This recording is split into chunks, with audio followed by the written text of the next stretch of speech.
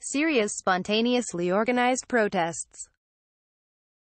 While the Syrian army deployed overnight to the rest of city of Homs, preparations were underway in dozens of towns and cities across Syria to make this Friday's protests the biggest yet.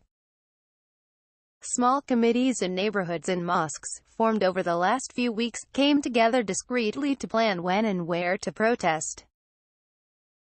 Meanwhile, an informal army of cyber activists swung into action, sharing information between the towns to keep the momentum going. On Twitter, the account of @Syriva slogans, created on the 18th of April, offered a flood of slogans for people to use during demonstrations across the country, many suggested by fellow Twitter users. User @Syrian Jasmine spread news of thugs being bussed into the town of Daraya, while @Wissam Darif kept track of student protests and arbitrary detentions in the capital Damascus. The Facebook page of Syrian Revolution 2011, with its 120,000 followers, called on people to take to the streets for Friday protests. It said they have no excuse not to join now that the barrier of fear has fallen. With almost no foreign reporters allowed into Syria, it called on anyone with pictures or videos to send them to syriaridge@gmail.com. International media can contact the page to confirm details or talk to eyewitnesses, it adds. These are the two layers of the movement: the people on the ground, who organize day-to-day events at a local level, and the online community, which helps give the protests a sense of cohesion on a national level. Those of us online are not actually organizing the demonstrations, but helping people on the ground to stay connected, said one cyber activist in Damascus, speaking to the BBC on Skype. He asked not to be named for safety reasons.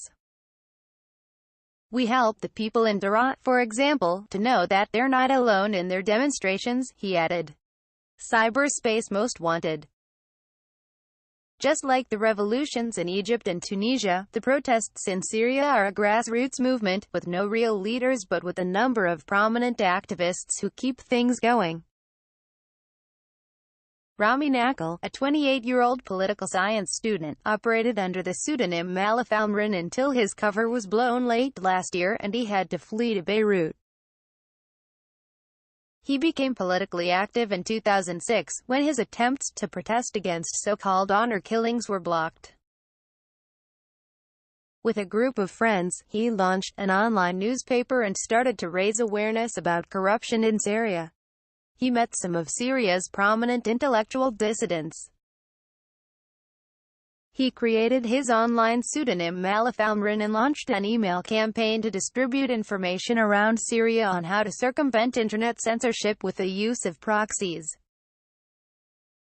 In 2010, he was interrogated 40 times and often asked whether he knew Malath Aumran, who was fast becoming the most wanted cyber dissident in Syria.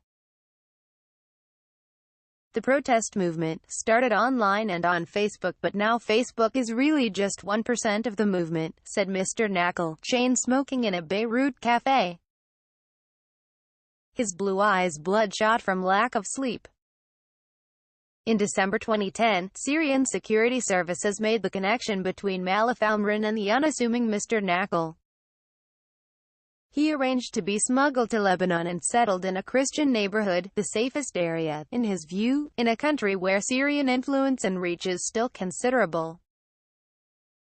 Mr. Nakhle's journey, from his hometown of Suwaid on the border with Jordan to his life in a Beirut safe house, exemplifies the slow political and intellectual journey made by scores of young people across the region over the last few years, until the self-immolation of Mohamed Bouazizi in Tunisia in December spurred them into action. Today, Mr. Nakhle helps to keep the Syrian protest movement alive online from Beirut.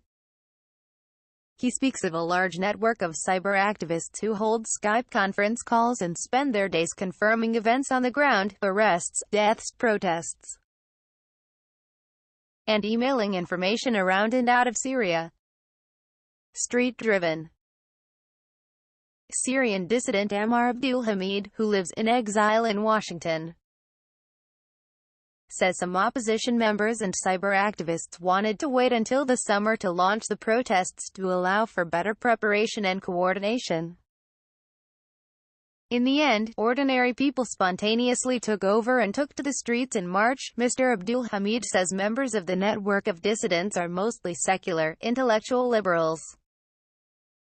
A group of 10, mostly inside Syria, slowly connected with more and more people across the country, through regional networks including in mosques. Several of the dissidents, who requested anonymity, agreed that while connecting with religious networks was important, their movement was secular. They reject the traditional opposition groups and figures, such as the Muslim Brotherhood and Rifat al-Assad, Bashar al-Assad's uncle.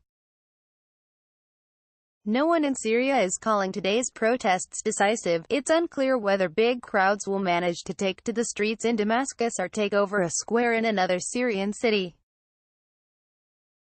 The Syrian government's response, whether it uses excessive violence or announces further more meaningful concessions, will also determine the course of events. But the persistence of the protests shows that Syria has fully joined the wider regional call for more freedom, despite President Assad's recent assertions that Syria was different from Egypt and Tunisia. "We can't stop now or we will go back 10 years, said Mr. Nakhle. Every single person who filmed the protests or who showed his face will be picked up.